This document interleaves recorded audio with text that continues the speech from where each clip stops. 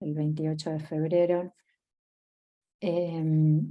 Y bueno, y queríamos un poco, todos los que estamos acá trabajamos en enfermedades poco frecuentes y poder contar con ustedes y debatir un poco el rol de la investigación en las enfermedades poco frecuentes y cuál es su impacto en el mismo. Para eso, bueno, tengo el placer de invitar, de hoy presentar a los speakers de hoy, con quien vamos a discutir un poco esta temática. Es gente referente en el área, así que para mí es un honor compartir hoy y moderar hoy esta mesa con ustedes. Primero me presento brevemente, soy Jorgelina Steckman y hace 20 años me dedico a enfermedades poco frecuentes. Soy médica. Y bueno, tenemos el gusto de compartir la mesa con, bueno, Juan Politei. Se excusan, ustedes sabrán si están en la Argentina, que tenemos una situación donde hay muchos lugares sin energía y o sea, con cortes de luz, y lamentablemente él está entre una de esas personas, así que no se va a poder presentar hoy, pero bueno, Juan es un colega, referente, es profesional en neurología y se dedica a enfermedades como son Fabry, Mucopoli, hace muchísimos años y con cualquier cantidad de trabajos de investigación en su haber, más de 70 artículos. Por otro lado, bueno, se encuentra con nosotros, sí presente por suerte, no lo agarró ningún apagón de la Argentina, Mauricio. Sí, él también es neurólogo y es cofundador en Entelai, que es una empresa que hace inteligencia artificial para la salud, el cual tengo también el honor de poder, digamos, compartir trabajos con Mauricio. Él aparte, bueno, recibió honores en su carrera de médico, se formó en Harvard haciendo un fellow, aparte hizo una maestría en salud pública también en la misma universidad, y recibió premios, cualquier cantidad de premios de esclerosis múltiple, el premio de investigación al joven de la Sociedad Argentina de Esclerosis Múltiple, premio Dupré de la Federación Internacional de Esclerosis Múltiple, y aparte también cuenta con más de 80 artículos en revistas internacionales. Por otro lado, uno se siente chiquito cuando los empieza a nombrar, ¿no? La cantidad de experiencia, pero lo que queremos ver es el impacto que tiene la investigación y por qué elegimos a quienes están hoy presentes con nosotros.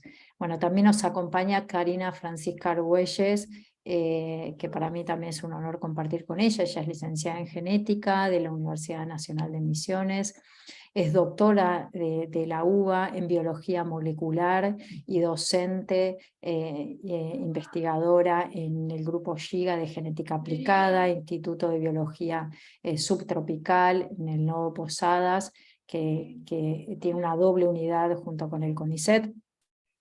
Trabaja también como adjunta en la Cátedra de Biología Molecular en la UCAMI, que es la Universidad de Misiones, Católica de Misiones.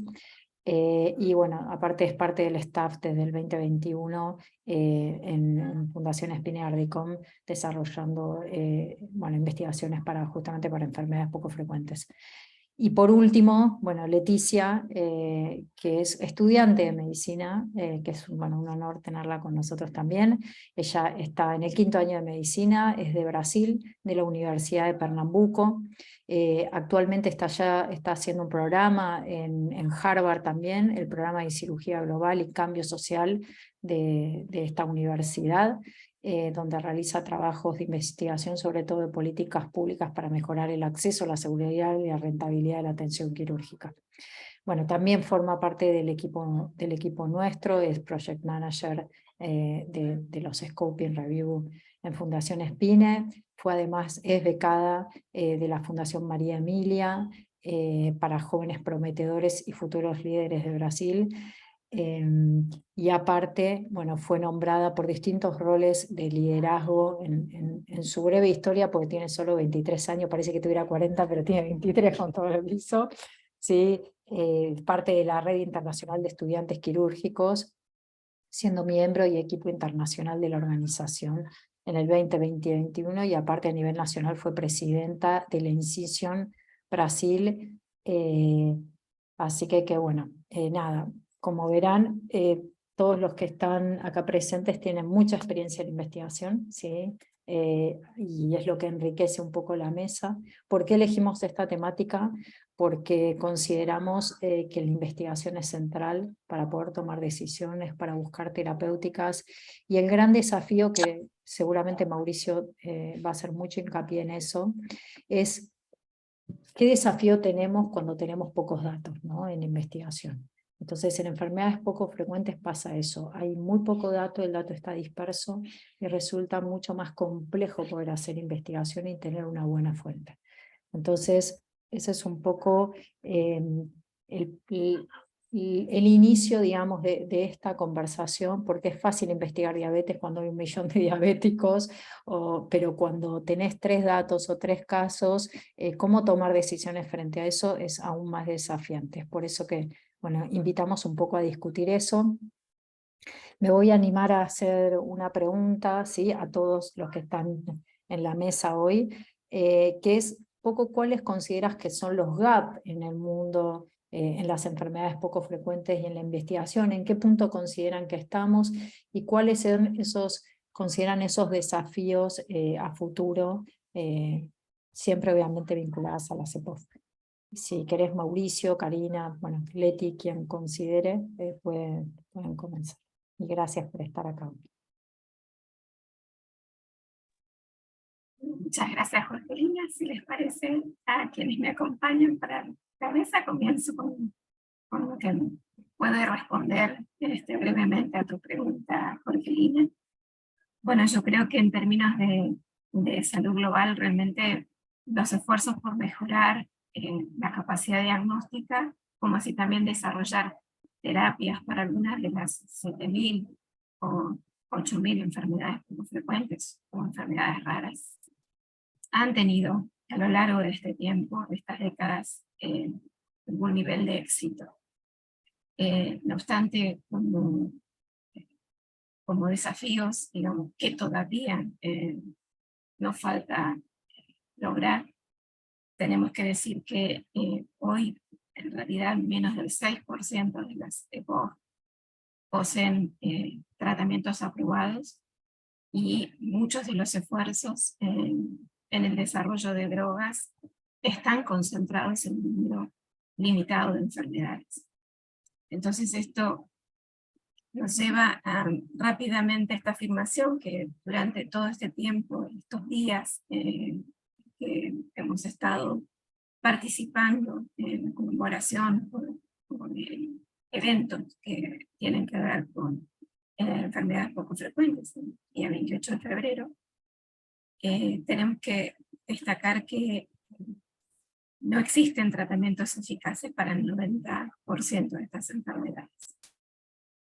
Y particularmente en nuestro país, y tal vez me animo a decir en Latinoamérica, necesitamos ampliar la concientización, la promoción y la divulgación sobre estas enfermedades, y debemos en estas acciones sociales incluir a las personas de bajos recursos, de escasa alfabetización, que pertenecen a minorías y que viven en poblaciones desatendidas. Me gusta hablar de gente, de personas desatendidas y no de enfermedades, porque detrás de las enfermedades están las personas. Tanto en zonas rurales como en zonas urbanas, ¿no? Entonces me parece que los desafíos pendientes son todo ese otro grupo de patologías que todavía desconocemos incluso las causas y para las que todavía no tenemos tratamiento por el enorme impacto social que provocan, tanto para el paciente como para su entorno familiar, como para los médicos que los atienden, para los investigadores que se dedican fuertemente a tratar de desenmarañar aspectos que tienen que ver con entender básicamente dónde radica el problema de las enfermedades, como también poder contar con diseños experimentales que favorezcan y promuevan el desarrollo de medicamentos y tratamientos para estas patologías. Y mil de aporte a tu pregunta. Excelente. Mauricio, no sé si te gustaría agregar. Sí, creo un poco, coincido con Karina plenamente, y yo creo que hay dos aristas a la investigación. Uno es, obviamente, el mayor desafío, que es el tratamiento, ¿no? O sea, uno reconoce una enfermedad porque quiere tratarla, quiere acompañar al paciente, quiere mejorar algo, sino curarla, que es el gol estándar ideal, al menos aportar algo. Pero hay una parte también súper importante en investigación, que es el reconocimiento, el diagnóstico de la enfermedad. Y algo que es muy común en la práctica clínica, al menos mi especialidad, que es neurología, y dentro de neurología, esclerosis múltiple, es muy común ver no solo lo que todos ya sabemos, el sufrimiento que es estar 6, 7, 8 años sin diagnóstico, que es lo que vemos en la región, cuando bueno, el estándar apuntamos a que sea menos de un año, pero muchas veces vemos pacientes con 6, 7 años de un diagnóstico que no es el diagnóstico que tienen, y que por lo tanto perdieron no solo el tratamiento indicado, sino que en muchos casos lamentablemente reciben un tratamiento que no corresponde. Entonces, eh, ahí es un área, creo que de investigación clave, que es no solo la identificación, sino la correcta identificación y categorización de esos pacientes, y el esfuerzo debería estar centrado en eso. Una vez que uno reconoce, más allá que no tenga tratamiento, pero si uno ya sabe la cantidad de personas que hay afectadas, las características de la enfermedad, es mucho más fácil, entre comillas, ¿no? No es nada fácil, digo, pero la parte terapéutica acompaña a un reconocimiento correcto de la enfermedad.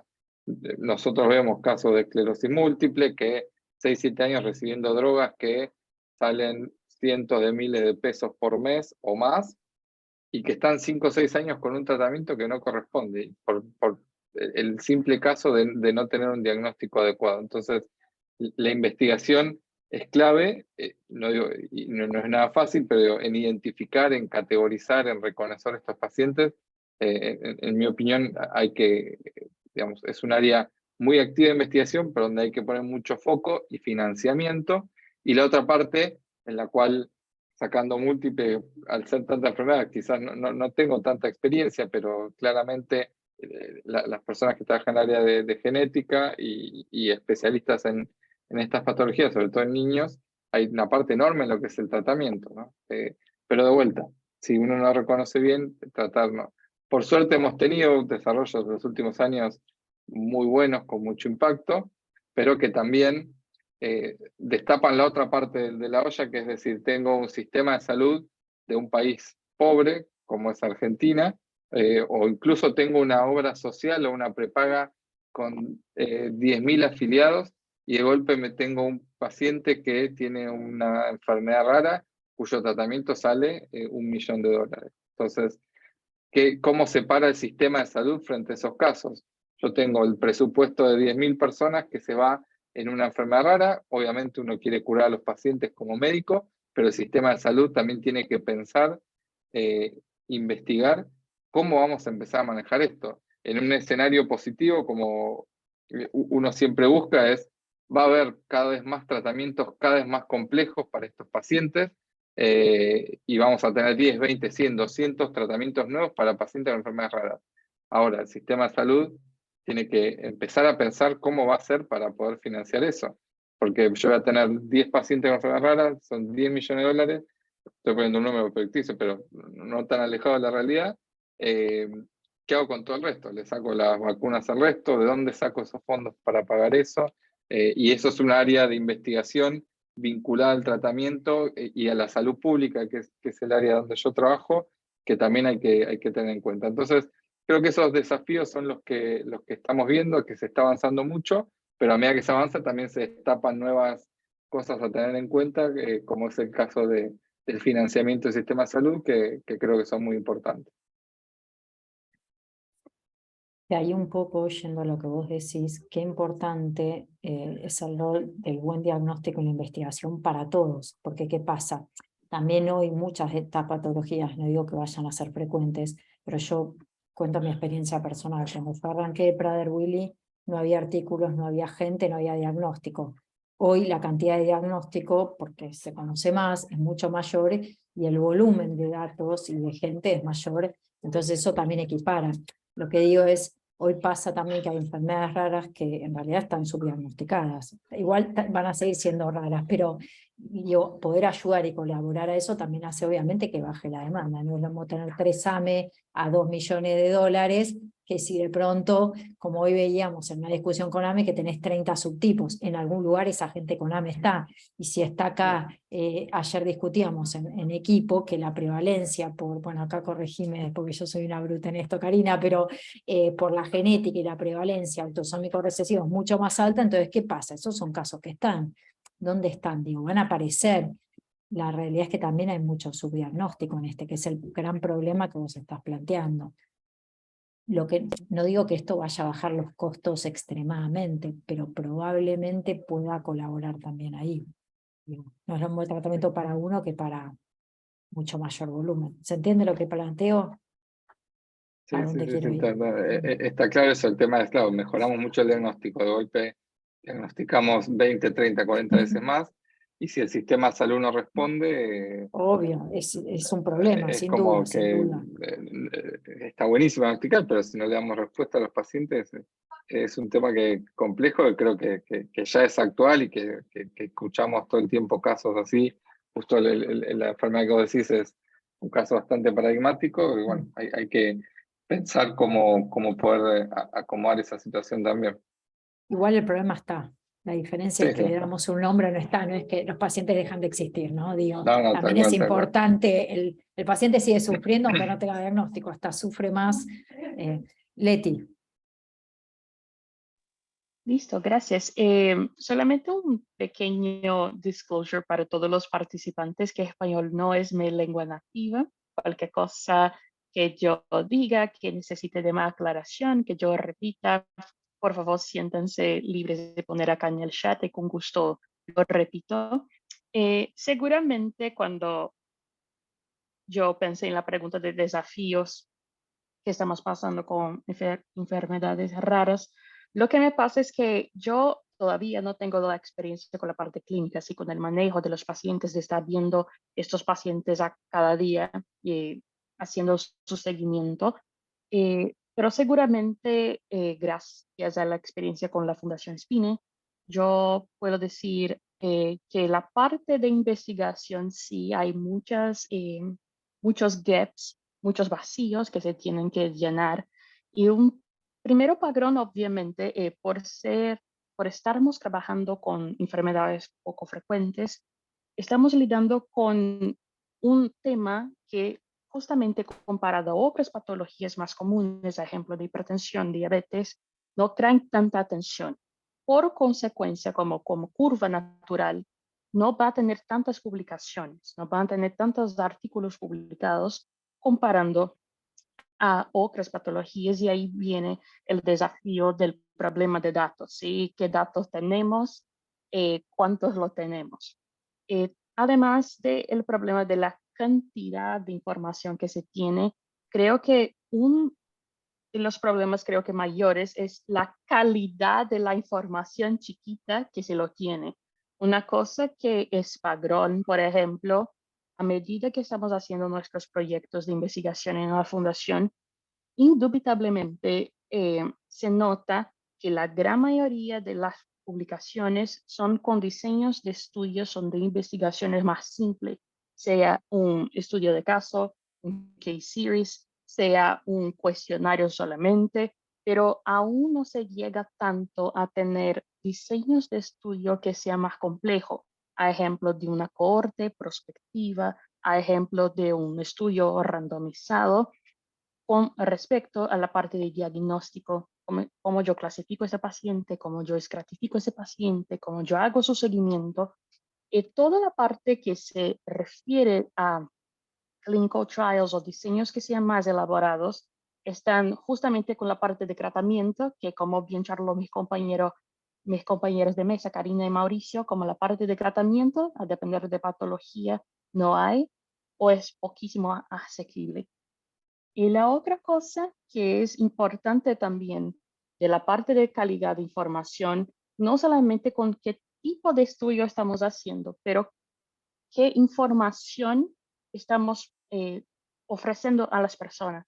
Ejemplo, en uno de los proyectos que estoy trabajando junto a Karina, me acuerdo muy bien que en una reunión ella estaba comentando como que la parte genética, que había estudios genéticos que no tendrían nada que ver, que la información estaba mala, que la información no estaba correcta, que no tendría la multidisciplinaridad necesaria, que eran, por ejemplo, papers que eran escritos solamente por otros profesionales de salud, no había consulta a los genetistas y eso todo se complica.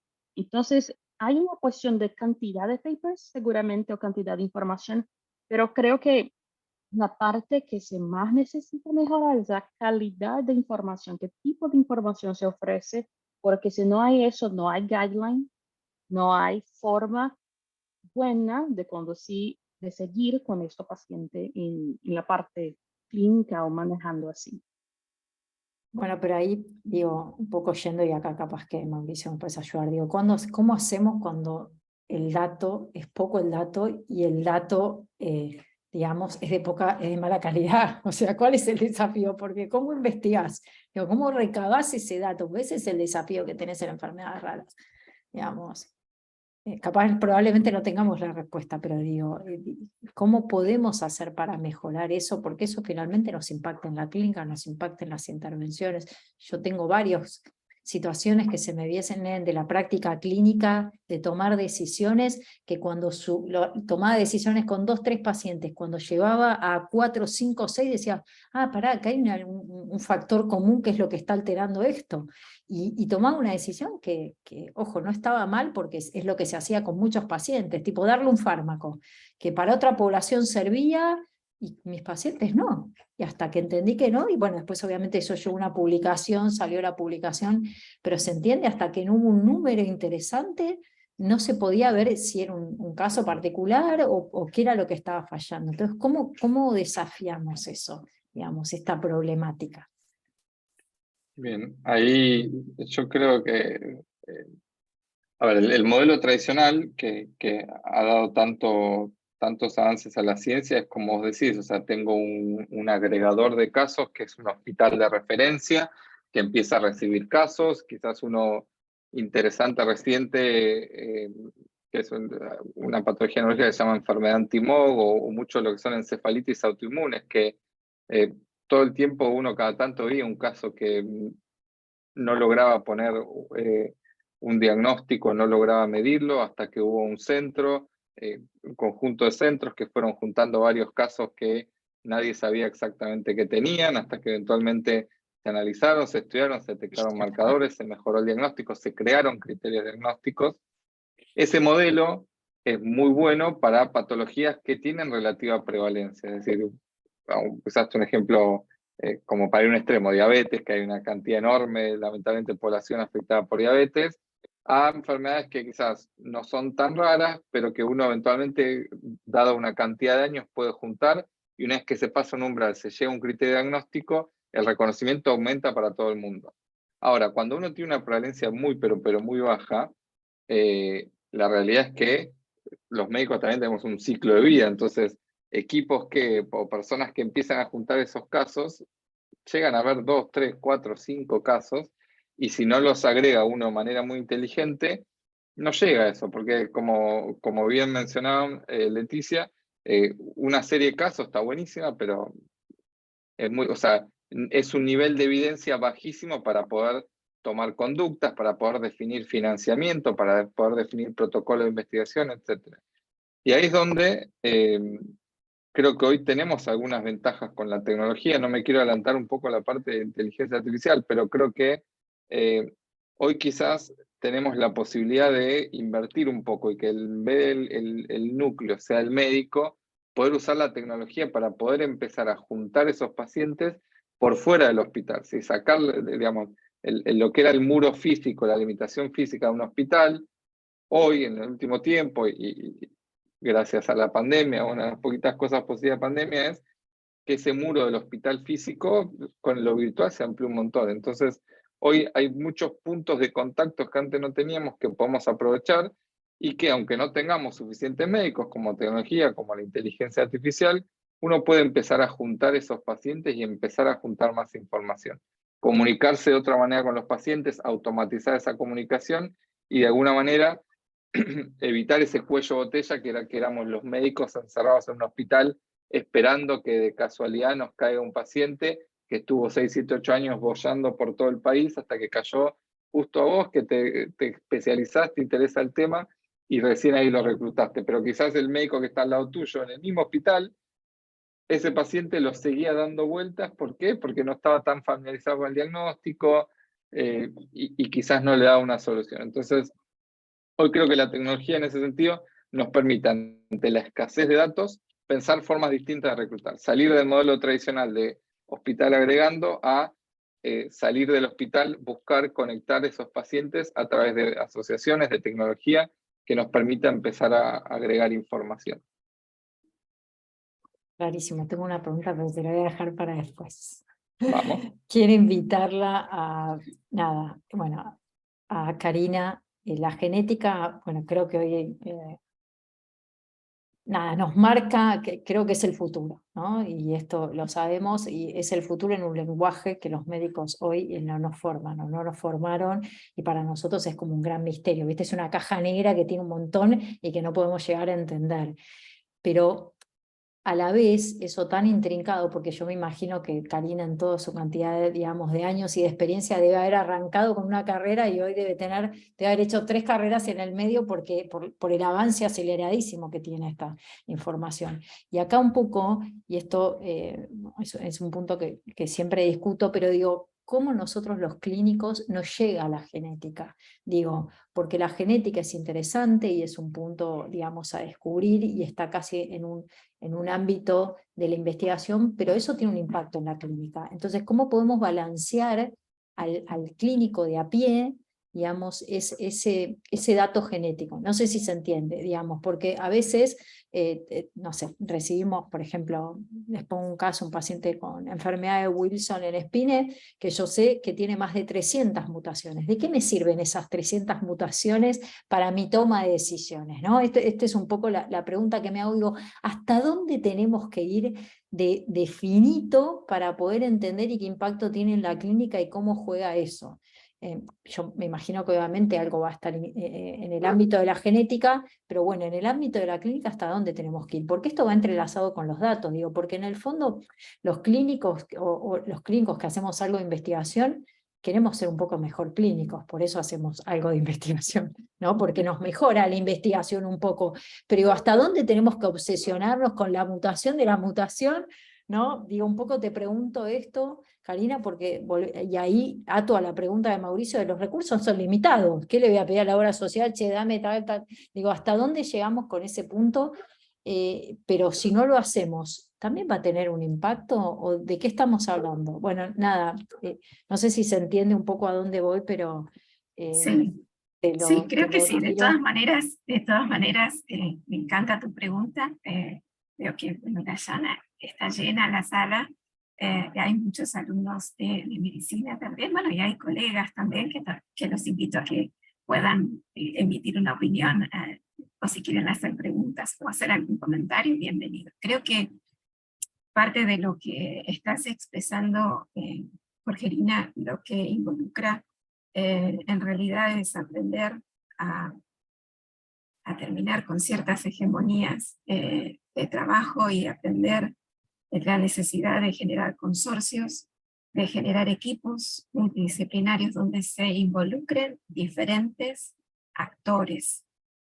Creo que las enfermedades raras son un claro ejemplo de la necesidad de involucrar a los investigadores, a los encargados de la toma de decisiones, como decía Mauricio hoy, en el ámbito sanitario, a grupos que tienen en su poder de decisiones políticas y a los pacientes.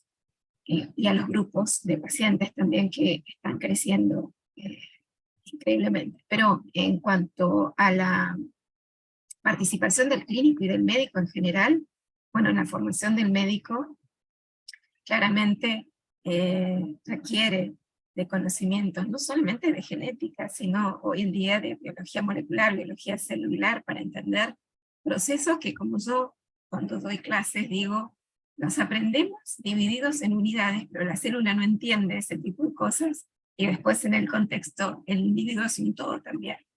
Entonces yo creo que es indispensable como médico entender que cuando, hoy hablaba yo de las posibilidades de identificar la base genética de algunos de los grupos de enfermedades, no todas a lo mejor, pero de las que tienen una base genética, saber que hay modificaciones en los genes, y que esas modificaciones las podemos identificar, y las tenemos que entender. ¿Qué estamos diciendo? Son nombres raros, son cuestiones difíciles, nomenclaturas que utilizamos los genetistas, que entendemos la orientación de GPS en el genoma, dónde está esa alteración, y esto es lo que decía un poco Leti, nos agarramos las cabezas los que estamos investigando en SPINE sobre patología, lo que hay publicado, porque no hay consensos, no se habla un mismo lenguaje. Entonces los entiendo a los clínicos tratando de interpretar lo que es diferente cuando no lo es diferente.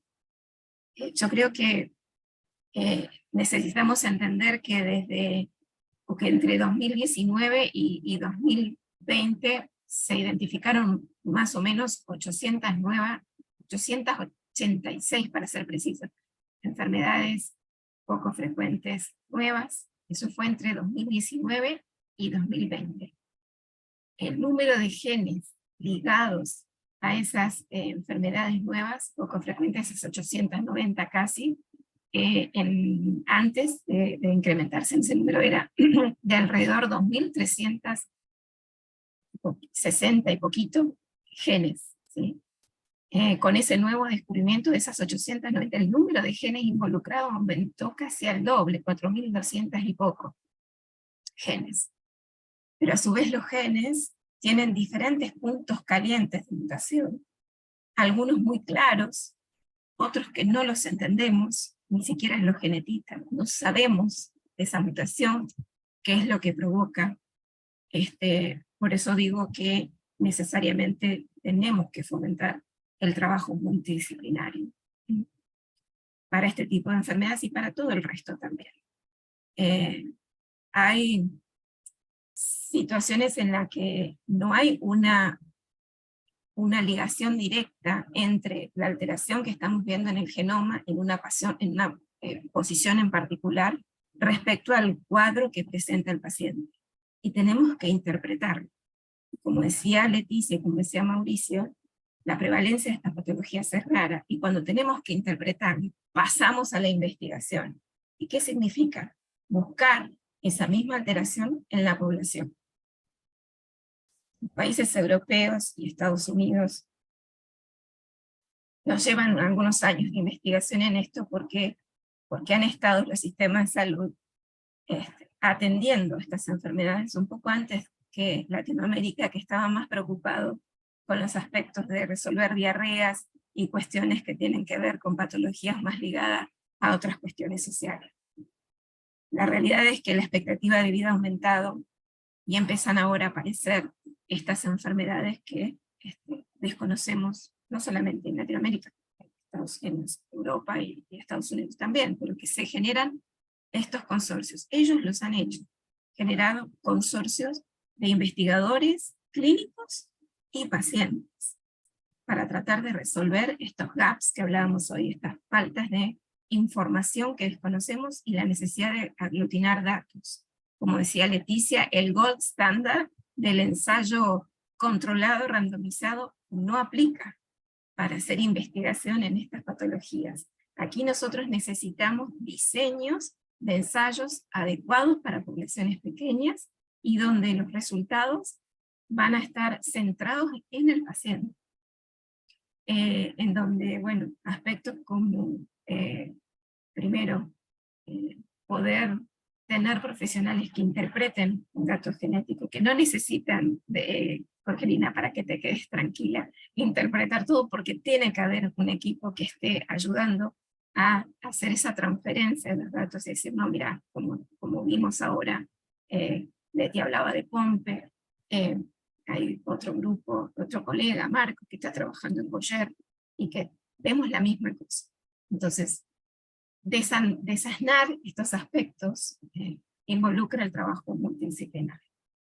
Y una cosa que particularmente en Argentina necesitamos fomentar es poder avanzar en lograr sacar a flote el proyecto Poblar.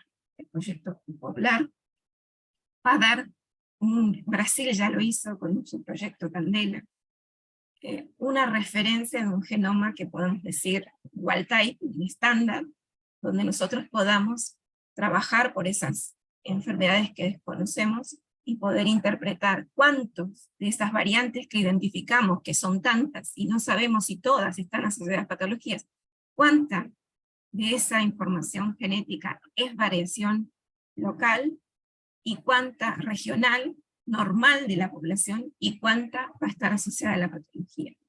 Esto es un esfuerzo que involucra y que supera a los médicos, a los pacientes y a los investigadores, y son decisiones políticas. Y acá necesitamos el consorcio entre el Ministerio de Ciencia y Técnica de Nación y Ministerio de Salud. Que se entienda que necesitamos tener el genoma de referencia para los argentinos, que ya hicimos un primer borrador y sabemos que ese genoma patrón de variaciones locales argentino va a tener más de uno por su contextura, digamos, poblacional, por la miscigenación, o sea, la mezcla que hemos sufrido. Entonces, esto ya lo estamos viendo desde la genética, y yo creo que la respuesta a tu pregunta, Jorgelina, es esto: trabajar en equipo, la formación del médico en materias como antropología, como biología molecular, genómica, genética, es indispensable además en las currículas, y trabajar en la interpretación de patologías que tienen que ver en ejemplo. Ni que hablar con los consorcios ya internacionales que permiten juntar la información. Esto seguramente Mauricio lo va a poder explicar mejor que yo, pero hay plataformas hoy que se están utilizando muy fuertes, que te permiten al médico y al investigador juntar un genotipo y un fenotipo que creía que lo tenía él solo descrito, y de repente hacía al azar, encontraba a alguien. Hoy poder emparejar esa información, tanto genética como fenotípica, y poder dilucidar, de hecho, esta información utilizando recursos informáticos y seguramente ya ahora inteligencia artificial, juntar esos datos de fenotipo, datos de genotipo, y lograr interpretar ciertas cuestiones genéticas y biológicas en los individuos y en las patologías en particular, que puedan generar nuevas líneas de investigación que con estrategias de última tecnología de análisis, por ejemplo, de exomas, no se han podido identificar. Entonces el desafío es grande, las necesidades de empezar a trabajar en equipo, y en equipo regional, local, a nivel de país, pero también consorcios internacionales, porque no nos van a alcanzar para las enfermedades poco frecuentes solamente las pocas que podamos tener, o de pacientes o diferentes, la diversidad. El N que necesitamos en términos de estudios poblacionales es bajo, entonces los consorcios internacionales también son necesarios. También colaboran.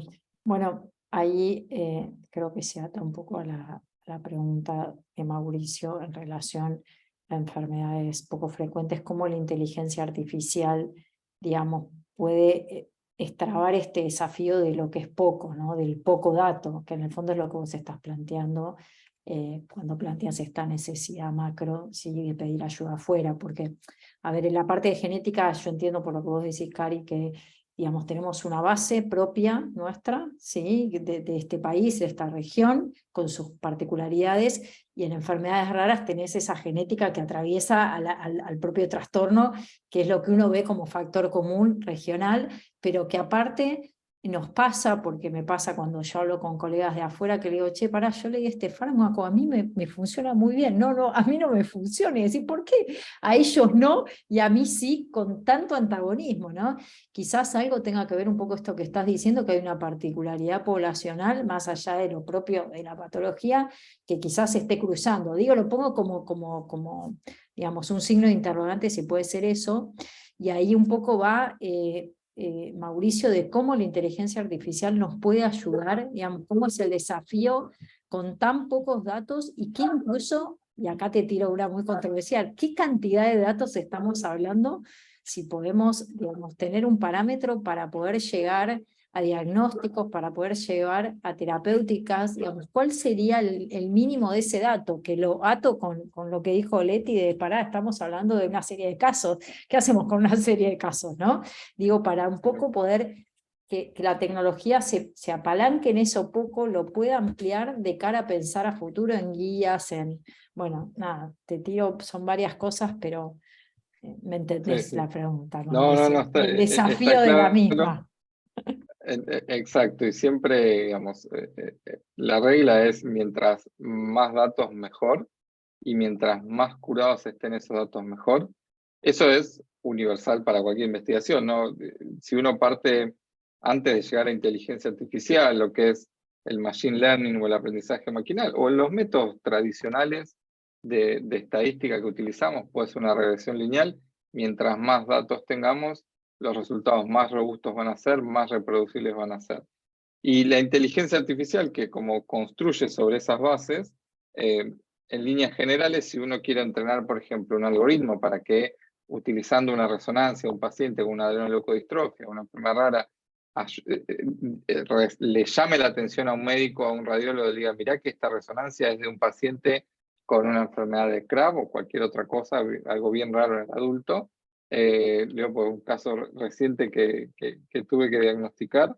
Entonces, la realidad es que ahí uno necesita muchísimos datos. O sea, es como los médicos, mientras más casos veas, más experiencia tenés, mejor te vas a volver. La inteligencia artificial es muy parecida. Mientras más datos le pongas, mejor va a ser. Ahora, hay distintos tipos de datos y desafíos. Una cosa es un dato variable, pero con una estructura fija. Pongo nuevamente el caso de una resonancia de cerebro. Un cerebro en general tiene un volumen y una estructura que se respeta entre todas las personas, con algunas variaciones.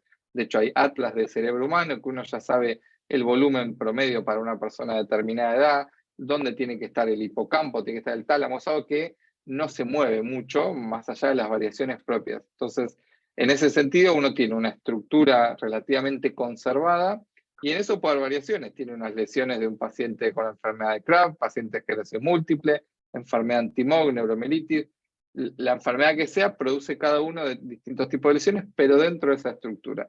Y ahí eso es un problema, ¿sí? Es decir, relativamente más fácil, porque uno parte ya de determinada estructura, a un problema completamente distinto, como puede ser una imagen completamente variable, no sé, una cara, por ejemplo, o alguna otra estructura que no tiene ya un parámetro fijo de adquisición, sino que es algo muchísimo más variable, en donde obviamente ahí se necesitan cientos de miles de imágenes. Pasando a lo que es clínico, o sea, la variable clínica, a diferencia de una imagen, uno tiene variables numéricas, como puede ser, no sé, presión arterial, tiene variables que no son numéricas, que son más categóricas, que son más descriptivas de las características del paciente, que uno eventualmente puede codificar, pero todas estas variables multidimensionales, eventualmente cuando uno las trata de juntar para hacer un modelo de inteligencia artificial, es mucho más complejo, necesita incluso mucho más datos que lo que puede ser una variable con unas características fijas. Entonces, más difícil aún es enfermedades raras que no tienen quizás un patrón claro en una imagen, sino que es netamente clínico, o con un electroencefalograma, una epilepsia, que son enfermedades mucho más complejas. Y ahí ni siquiera, excepto casos muy particulares de enfermedades con un poquitito más de prevalencia, la inteligencia artificial no tiene mucho que hacer porque no puede ni siquiera empezar a analizar los datos. Entonces, volvemos al concepto anterior. Bueno, tenemos que, si no podemos utilizar, porque hay pocos datos, vamos a buscar los datos, usemos la tecnología para buscar los datos.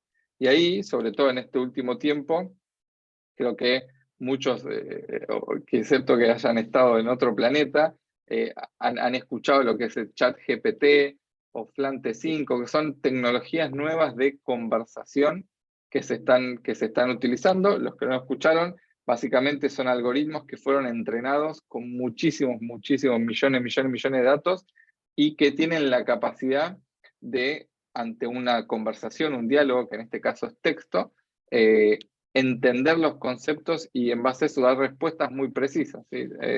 Uno puede probarlos, son libres y puede probar, y en general las respuestas que dan son bastante acertadas y generan una forma de diálogo que para los humanos es muy amena. Así, realmente en estos últimos 2 o 3 años, no es algo nuevo, ¿no? Pero en estos últimos tiempos realmente hubo avances muy grandes en lo que es la conversación con las personas, y eso es una herramienta enorme, ¿sí? De hecho, uno de los proyectos que estamos colaborando con la Fundación Spine, con Jorgelina y su equipo, es precisamente usar estas tecnologías como la de ChatGPT, como muchas otras que están, para poder acercarnos nosotros a los pacientes y escuchar a los pacientes sin necesidad, que hoy por hoy estaban dispersos en igual cantidad de médicos que están por todo el país, que es imposible contactarlos, que a un médico, un neurólogo que 200 pacientes, decirle, recordá cuál fue el último paciente que viste que no tenés un diagnóstico claro, es imposible, pero si nosotros tenemos una forma de llegar a los pacientes, de dialogar con ellos, de acompañarlos,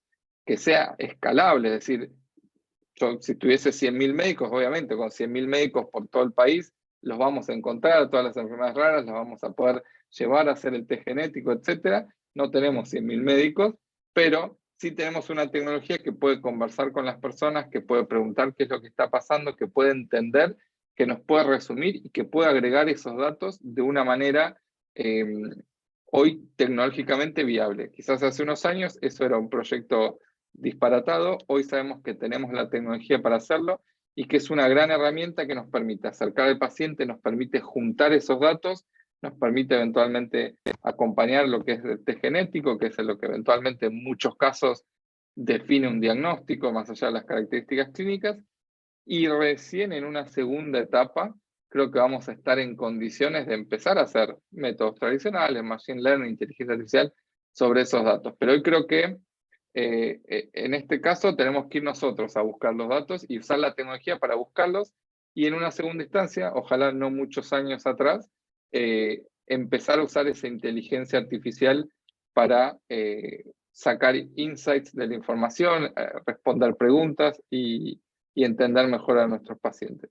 Hoy creo que, poniendo un marco general de cómo está la tecnología y los avances que estamos viendo, sin lugar a duda en los próximos 10 años, este tipo de tecnologías de diálogo, de conversación con los pacientes, van a ser la primera línea del sistema de salud. Entonces, eso nos va a permitir que todos los pacientes puedan ser eventualmente, que tengan alguna síntoma o una consulta, puedan ser contactados, agregados y derivados, y que le lleguen al genetista, que le lleguen al especialista, de la manera que hoy, al tener un sistema tan fragmentado, no lo podemos hacer. Eso, no sé, es mi predicción próxima. Yo creo que 10 años, 20 años, como mucho, ya lo vamos a estar viendo en la calle. Genera mucha expectativa, te digo, lo quiero ver. Un médico de diferente Porque... formación también. A ver, Mauricio, todo eso Y aprendiste en tu formación médica. a ver, los médicos, yo creo que, a ver, nuestro principal rol, uno el que hace consulta clínica, es lo humano, la empatía, el hablar con la persona, en entender y resolver un problema. O sea, porque uno puede ser el médico más empático del mundo, pero si no lo tengo 8 años sin darle un diagnóstico, cuando con un test genético sabía la enfermedad y tenía un tratamiento, no nos sirve. Pero si el componente humano de esa persona que está sufriendo, que tiene una enfermedad, hoy es irreemplazable, y ahí es donde creo que el foco nuestro tiene que estar, en decir, bueno, yo ya recibo un paciente que no lo hubiese visto jamás porque estuvo consultando otras especialidades, no tenían diagnóstico, yo ya recibo ese paciente con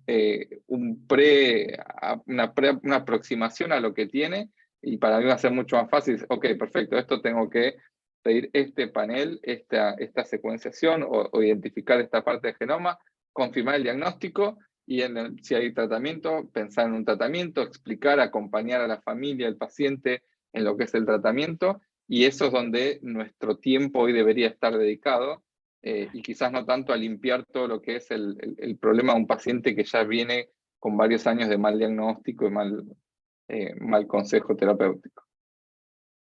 Total, a ver, básicamente lo voy a sintetizar, es que el trabajo duro lo haga la máquina y que al médico le quede el final, digamos, el poder cerrar y poder acompañar, que en el fondo para eso estamos, acompañar y dar una Exacto. respuesta a ese dolor, pero todo ese, porque en el fondo porque me pasa en la diaria, tenés tanta cantidad de información que hoy es como si lo hiciera uno scrapping, ¿no? De toda esa información, pero lo hiciera el humano, y sin embargo hoy tenemos la potencialidad de tener la tecnología a nuestro favor. Así que creo que para eso hay que usarla en este mundo, porque son 8.000, y ayer veía un artículo y son 10.000 hoy enfermedades raras, y seguramente van a seguir apareciendo.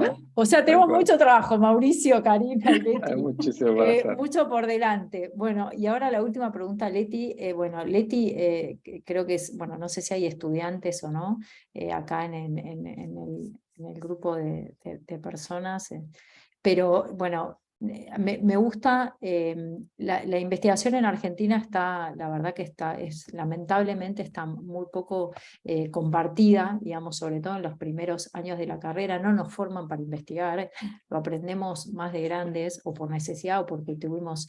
Y creo que Leti puede contar un poco la experiencia siendo estudiante de medicina, y con todo esto que ya conté de Leti, que es impresionante. ¿Por qué, Leti, un poco, o sea, cómo incentivarías, o por qué consideras vos como estudiante que es importante la investigación, y cómo, nada, podrías incentivar si hay alguien que te está escuchando, de por qué es importante hacerlo y cómo en el fondo promueve o no mejora como profesionales el ser parte de un proceso de investigación? Perfecto.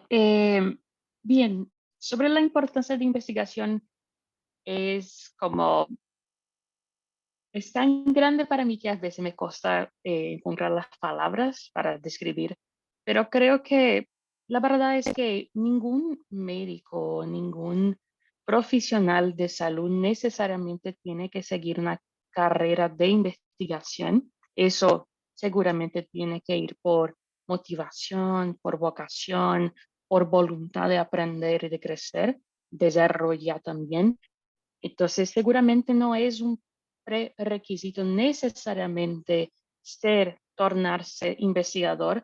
Todavía la parte de investigación está en nuestra práctica de profesional de salud, y un buen ejemplo de eso pasó con COVID.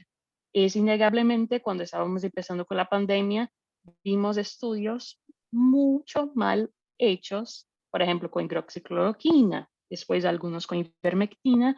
La gente leía los artículos rápidamente, pensaban que estaban buenos y de repente estaban allá prescribiendo.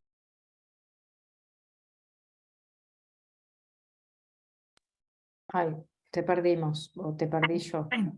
Eh, Siguiendo. Entonces los pacientes, como los médicos empezaron a prescribir esto, o otros profesionales de salud empezaron a promover este tipo de práctica, pero en verdad, por ejemplo, el estudio de hidroxicloroquina que se pasó en Francia tendría problemas éticos serios con extrapolando la interpretación de los resultados. Había como la parte metodológica estaba terrible, para no decir otra palabra, y entonces la gente no tendría la capacidad de interpretar eso y pensaba que era verdad. Entonces, mucho más que simplemente saber para qué sirve un diseño de estudio e entender la calidad de información que está te llegando, ese de facto eso se aplica a tu contexto. Eso creo que es la clave de la investigación. Y hay otra cosa, mismo que uno no quiera practicar investigación, todo profesional de salud se guía por guidelines, se guía por recomendaciones. Y la fuerza de las recomendaciones está en el nivel de evidencia que hace su sustentación. Con eso, mismo que uno no quiera seguir carrera de investigación, es importante entender primero para realmente saber lo que está pasando. Segunda cosa, entender la calidad de lo que está llegando. Y tercera cosa, que es lo más importante, es cómo yo aplico esa evidencia, este conocimiento a mi contexto de trabajo, cómo yo tomo una información que está en un artículo científico y llevo a mi paciente. Esa parte es lo que torna imprescindible entender sobre investigación.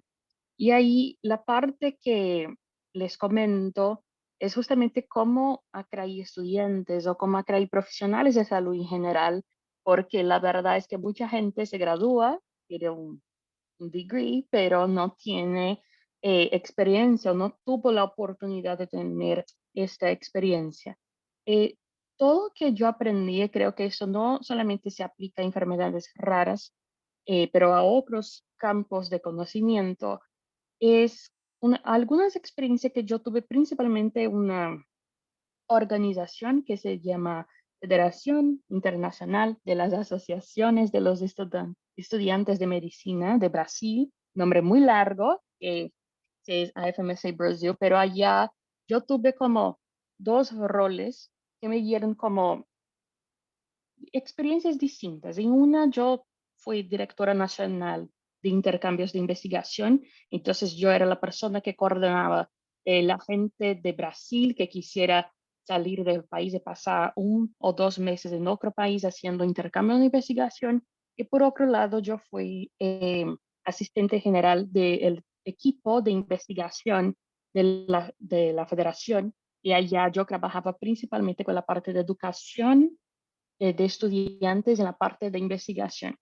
Lo que yo aprendí allá es, primera cosa, que todas las escuelas médicas o las escuelas de otras áreas de la salud, ellas focan en competencia, saber la teoría, saber el concepto, pero hay un gran problema que es que no se entrena la parte práctica, la habilidad de hacer investigación, las habilidades que se ocurren. Y eso es el principal problema. Por ejemplo, yo puedo enseñar que el p-valor menor que 0.05 es como estadísticamente significativo. Pero ¿cómo se llega allá?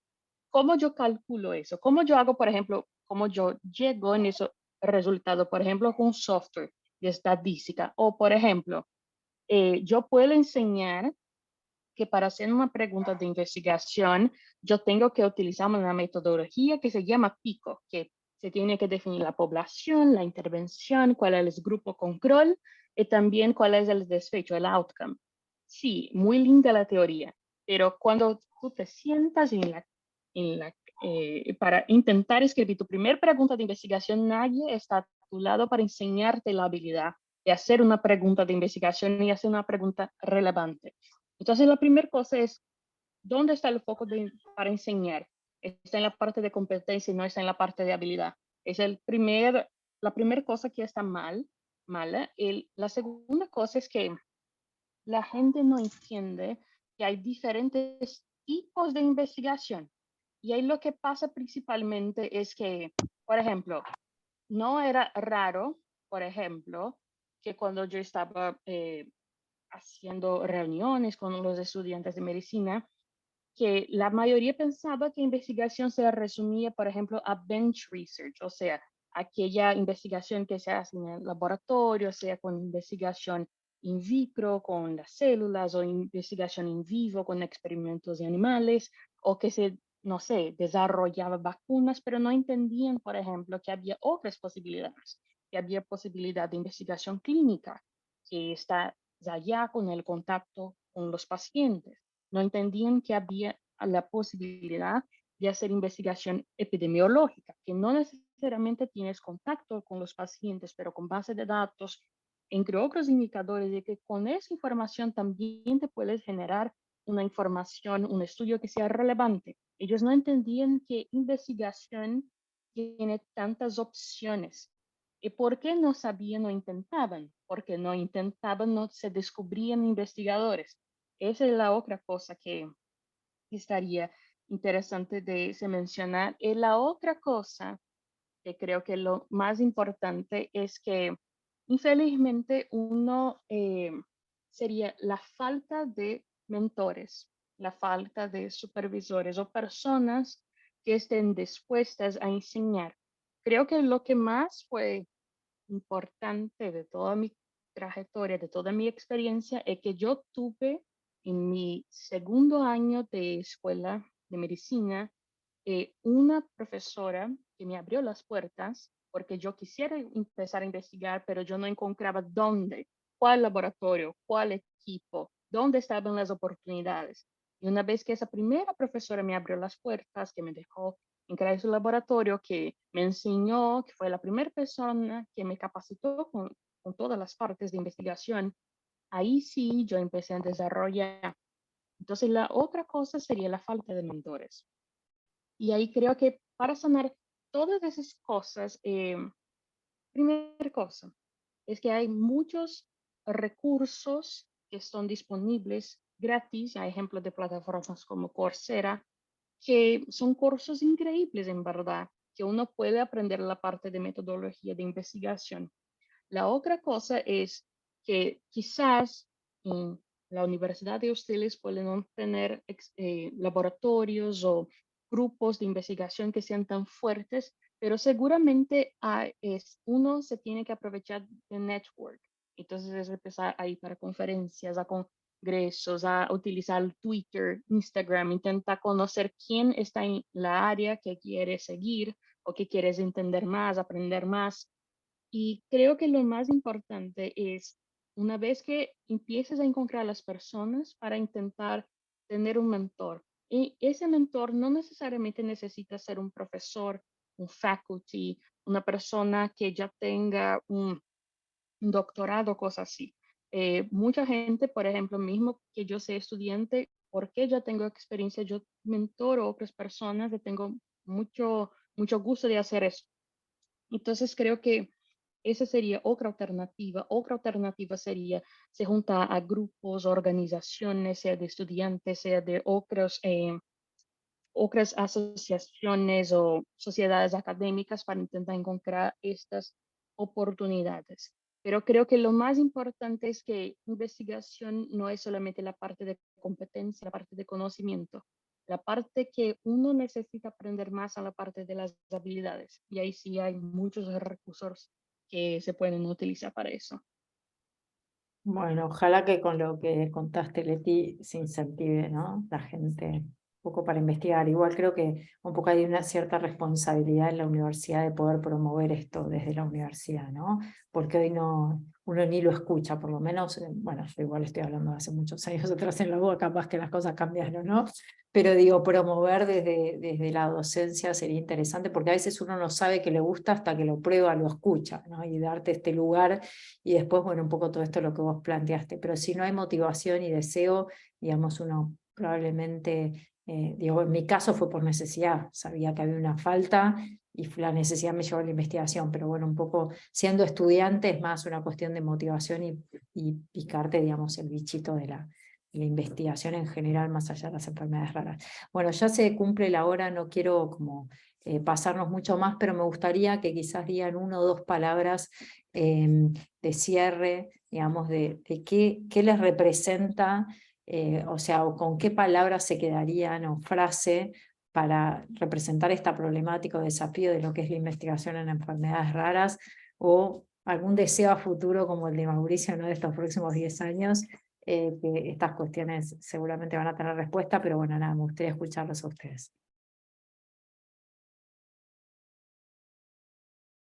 Bueno, Mauricio, ¿querés empezar vos? No, no, por favor, por favor. Yo voy a compartir, si puedo, una imagen. ¿Puedo, Jorgelina? Obvio. A ver, ustedes me dicen si la están viendo. Sí, empezó a compartir, ahí está, sí. ¿Sí? Sí. Bueno, es una imagen que suelo compartir con los chicos en las clases. Voy a hablar sobre aspectos de mi disciplina ligadas a enfermedades poco frecuentes. ¿Dónde estamos cuando buceamos adentro del genoma para poder interpretar algún cuadro clínico?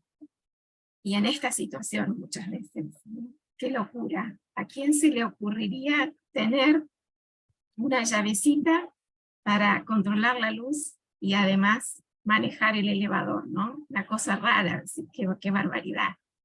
Sin embargo, cuando hacemos un hallazgo genético, identificamos, como decía Jorgelina, una mutación, un cambio, una variante, que puede llevarnos al desarrollo de alguna terapéutica, como discutíamos hoy, el trabajo en AME, que está haciendo un investigador de Argentina, muy nombrado, el doctor Alberto Comble. es cuando generamos esa terapéutica, no conocemos el efecto que puede provocar en el background, es decir, en el resto del genoma. Y muchas veces vamos a tocar ese cambio en el genoma para poder provocar una mejora en el paciente, pero resulta que tiene un impacto en un lugar inesperado. Entonces, estamos con una incertidumbre muy grande, por eso la investigación requiere de tiempo, y lejos de pensar en grupos de pacientes que tienen...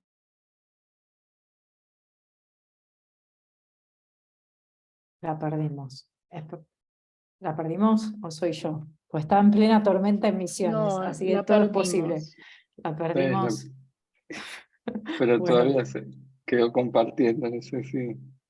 ¿Me escuchan? Ahí. Ahí Sí. sí, pensamos que te Entonces, perdimos por la sí, tormenta de Misiones. estamos ahí, sí, me dice que la conexión está, bueno, cierro. Es esto, ¿no?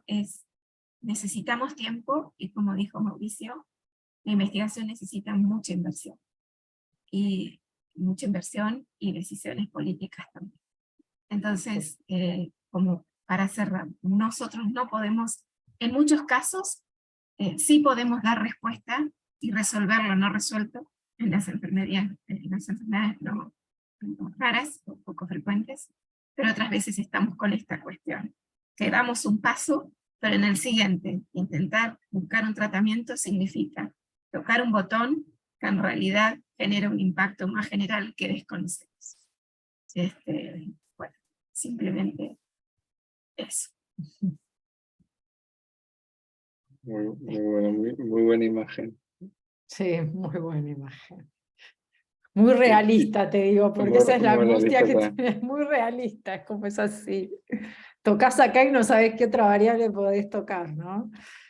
Estás en la incertidumbre permanentemente. Sí, te escucho, Mauricio. Exactamente. No, y también para cerrar, creo que muy alineado a lo que decía Karina, creo que el primer paso es esto, es la decisión, no solo política y financiamiento, también individual, ¿no? Nuestra responsabilidad como médicos de decir, bueno, esto no me cierra. ¿Por qué?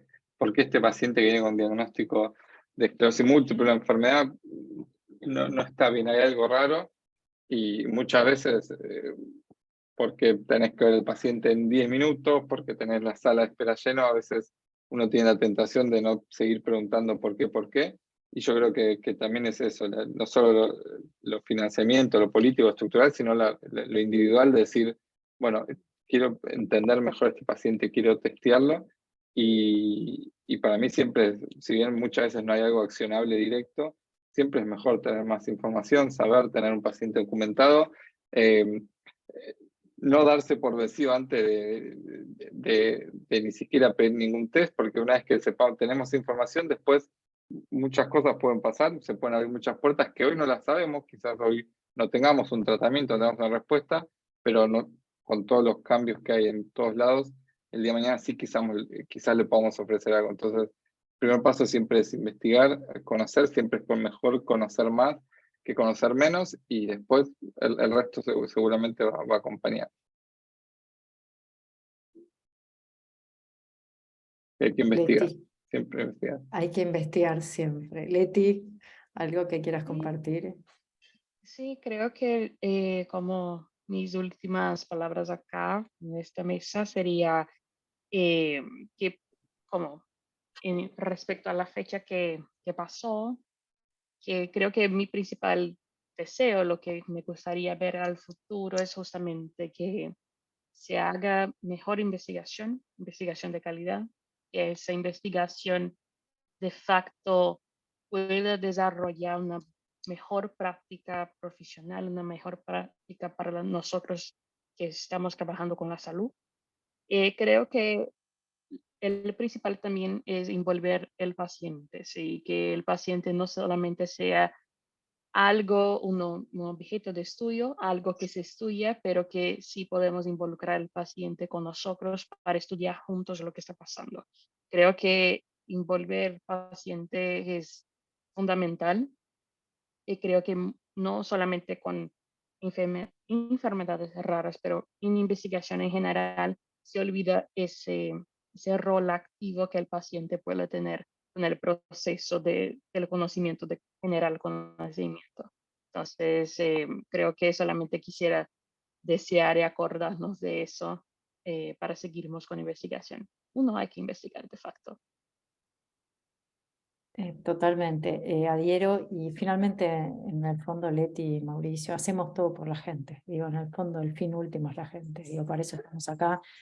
A mí sí tengo que decir una palabra, es esperanza. Yo cuando arranqué hace 20 años, mi realidad era una, y 20 años después siento que hay mucho más, hay más información, hay más descontrol, porque esta es la sensación, ¿no?, de incertidumbre, pero creo que eso es el caos para lo que va a venir, ¿no?, que creo que esa información se va a organizar y nos va a permitir investigar y poder llegar a la gente con mejores respuestas, que en el fondo para eso creo que hacemos todo este esfuerzo, ¿no? Más allá de para publicar, es para generar un impacto en la vida de la gente. Así que bueno, gracias por esta hora de su tiempo, gracias a toda la gente que nos escuchó. No hubo preguntas, no sé si alguien querrá preguntar, pero bueno, felices. En un momento dijimos, bueno, vamos a estar 4 o 5 solos, porque la mitad de la Argentina estaba sin luz, pero bueno, finalmente hubo gente, así que bueno, gracias a todos por haber escuchado, por haber participado.